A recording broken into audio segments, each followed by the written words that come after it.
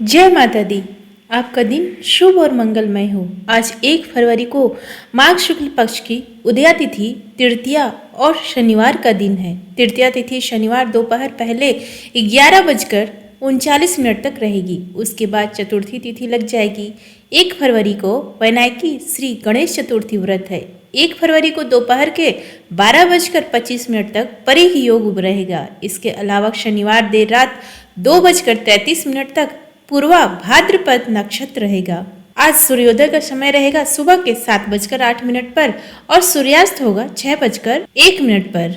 गुप्त नवरात्रि के तीसरे दिन में त्रिपुर सुंदरी की पूजा अर्चना की जाती है। मान्यता है कि यदि कोई व्यक्ति गुप्त नवरात्रि में सच्चे मन से माँ त्रिपुर सुंदरी की आराधना करता है, माँ के आशीर्वाद से उस व्यक्ति के जीवन की सभी परेशानियां दूर हो जाती हैं। गुप्त नवरात्रि के तीसरे दिन विशेष रूप से माँ त्रिपुर सुंदरी की पूजा अर्चना करने का नियम है।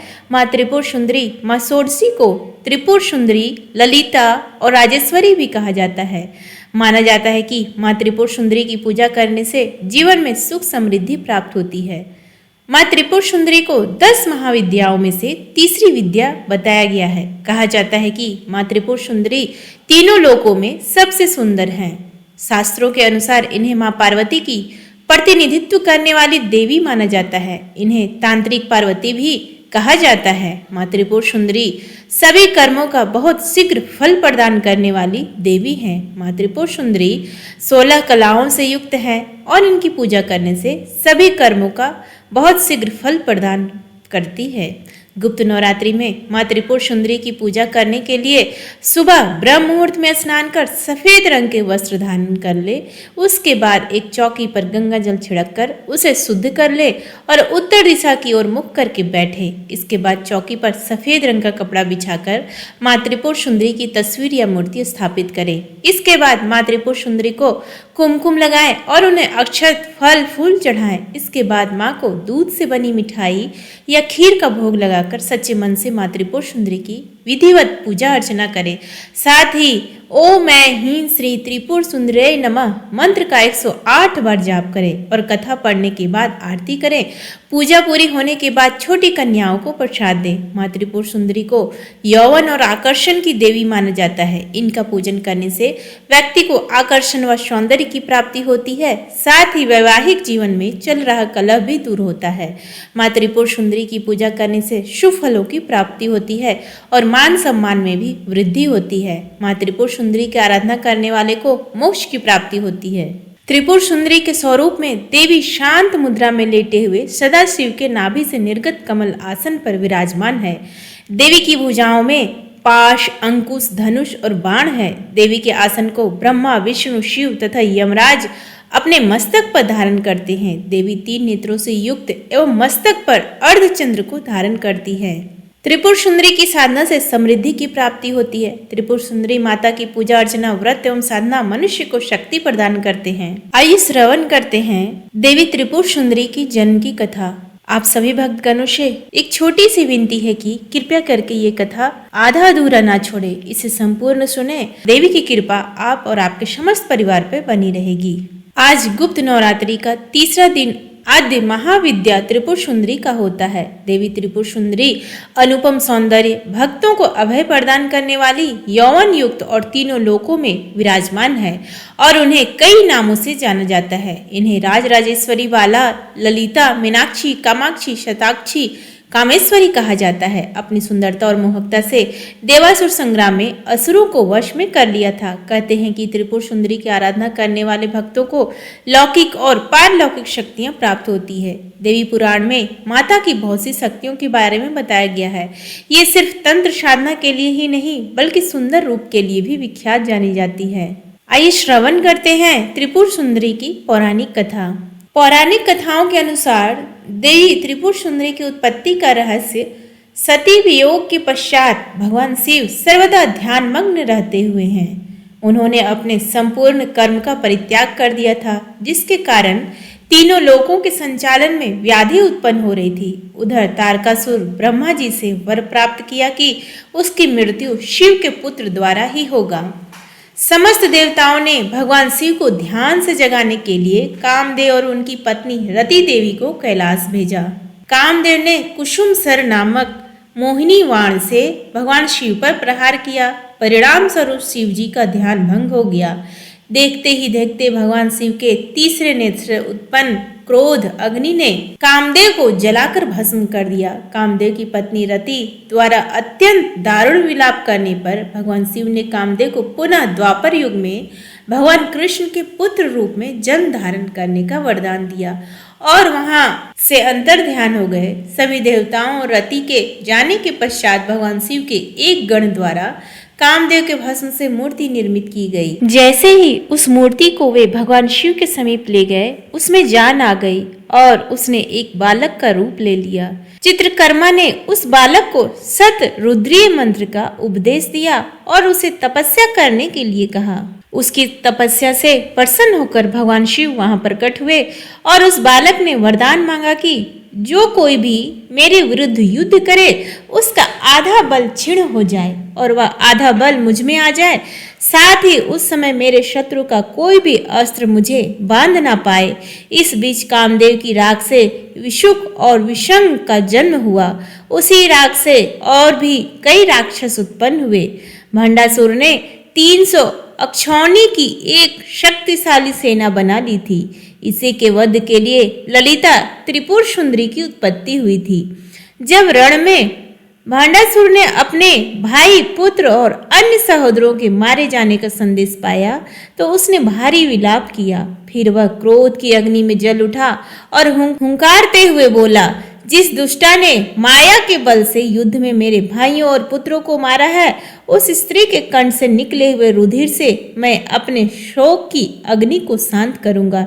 ऐसा कहकर उसने अपने शक्तिशाली कवच धारण किया और क्रुद्ध होकर अपने नगर से निकल पड़ा। उसके साथ 2 सहस्र अक्षौहिणी सेना थी और उसके शून्यक नगर में केवल स्त्रियां ही रह गई थी। इतनी बड़ी सेना जब सिंहनाद करती हुई निकली तो संपूर्ण जगत विदीर्ण हो गया।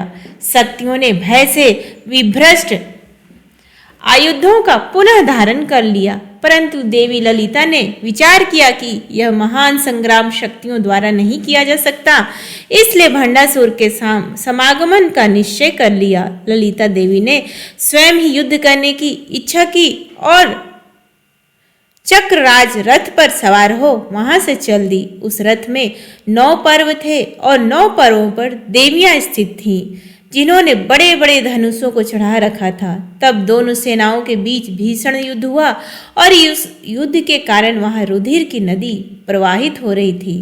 इसके अनंतर श्री ललिता देवी और भंडासुर का युद्ध हुआ।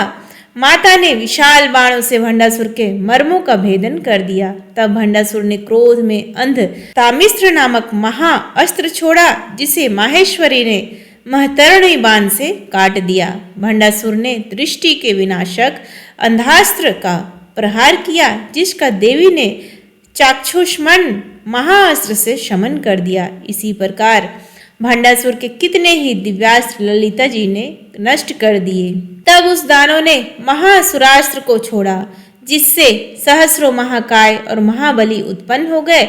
उनमें कई काल के और असुर जैसे मधुकैटभ, महिषासुर, धूम्रलोचन, चंडमुंड, चामर, रक्तबीज, निशुंभ थे। वे सभी श्रेष्ठ दानव कठोर शस्त्रों से प्रहार करने लगे और शक्तियों का मर्दन करने लगे।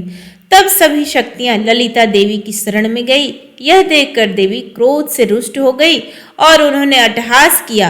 तभी वहां दुर्गा उत्पन्न हुई। वह विश्व रूपणी सब देवों के तेजो से निर्मित हुई थी और समस्त देवों ने उन्हें अपने आयुष प्रदान किए थे। सिंह पर आरूढ़ होकर दुर्गा ने वहां युद्ध किया और महिषमुखी दानवों को मार गिराया। इसके उपरांत भंडासुर ने अपने अस्त्र से उन असुरों को उत्पन्न किया, जिन्होंने पहले सब वेद चुरा लिए थे। देवी ने उन्हें अपने दाहिने हाथ के अंगूठे के नख से तिरस्कार कर दिया। फिर भंडासुर ने अन्वास्त्र का उपयोग किया, जिससे इतना जल उत्पन्न हुआ कि शक्ति सेना डूब गई। इसके अनंतर श्री ललिता के दाहिने हाथ की तर्जनी के नख से कुर्म उत्पन्न हुए। भगवान कुर्म ने जल का पान कर लिया। इसके बाद भंडासुर ने एक और महान अस्त्र छोड़ा, जिससे सहस्रों हिरण्याक्ष गदा लिए हुए उत्पन्न हो गए। उनकी काट के लिए ललिता देवी के दक्षिण हाथ की मध्यमा अंगुली के नख से महान वराह उत्पन्न हुए, जिन्होंने वज्र के समान पोटरी से सभी हिरण्याक्ष को विदीर्ण कर दिया। इसके पश्चात भंडासुर ने क्रोध से अपनी भौहें तान ली। उसकी भ्रिकुटी से करोड़ों हिरण्यकश्यप उत्पन्न हो गए। ललिता देवी ने दाहिने हाथ की अनामिका को हिलाया, जिससे सिंहमुखी पुरुषाकार जनार्दन उत्पन्न हुए। उनकी भुजाएं सहस्रों की संख्या में थी और उन्होंने भंडासुर के उत्पन्न हिरण्यकश्यपु को अपने नखों से मार गिराया। भंडासुर ने बलिंद्र नाम का एक घातक दिव्यास्त्र चलाया, जो देवों के लिए भी विनाशक था। तब महादेवी के दाहिने हाथ के कनिष्ठिका के नख के अग्रभाग से महान ओज वाले वामन उत्पन्न हुए, जिन्होंने उस अस्त्र का विनाश कर दिया। इसी प्रकार भंडासुर ने यास्त्र चलाकर सहस्रों अर्जुन उत्पन्न कर दिए, जिसके विनाश के लिए माता ने भार्गव राम को प्रकट किया। उन्होंने एक ही क्षण में उन सभी को विनष्ट कर दिया। इसके पश्चात भंड दैत्य ने क्रोध से हुंकार की, जिससे चंद्रहास तलवार लिए रावण उत्पन्न हो गया। वह सहस्रों राक्षसों की सेना के साथ घिरा हुआ था। कुंभकर्ण और मेघनाद को लेकर उसने शक्तियों की सेना को मर्दित कर दिया। इसके अनंतर ललिता देवी के बाएं हाथ के कनिष्ठिका के अग्रभाग से लक्ष्मण सहित कोदंड लिए हुए प्रभु राम उत्पन्न हुए। उन्होंने कुछ ही समय में दिव्यास्त्रों से राक्षसों की सेना का विनाश कर दिया। भांडासुर ने फिर राजसुर नामक महान अस्त्र छोड़ा, जिससे शिशुपाल, दंत, वक्र, शाल्व, पौंड्रक, परलव, वाणासुर, कंस, त्रिनावृत आदि उत्पन्न हो गए। उनके विनाश के लिए श्री देवी के बाएं हाथ की अनामिका के नख से सनातन वासुदेव प्रकट हुए। वे चारों ने चतुर्व्यूह बनाया, जिसमें वासुदेव, बलराम, प्रद्युम्न और अनिरुद्ध थे। इन चारों ने उन महासुरों का विनाश कर दिया। इसके पश्चात ललिता के वामकर कमल से कल्की नामक जनार्दन प्रभु प्रकट हुए, जो अश्व पर आरूढ़ थे। उनकी वज्र समान ध्वनि से सभी किरात बेहोश हो गए और मूर्छित होकर नष्ट हो गए।